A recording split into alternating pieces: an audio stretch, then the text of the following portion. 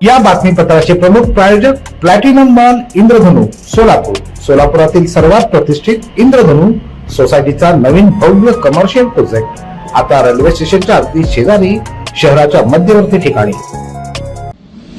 माध्यमिक शिक्षणाधिकारी सचिन जगताप यांचं व्हॉट्सअप हॅक झालं.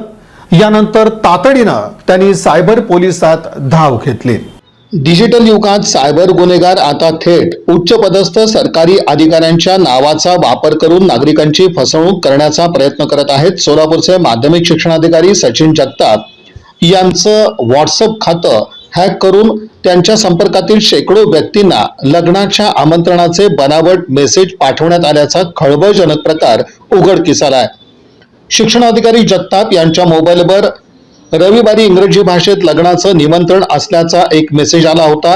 ओळखीच्या व्यक्तीकडून निमंत्रण आलं असावं या समजातून त्यांनी मेसेजमधील लिंक किंवा फाईल उघडली.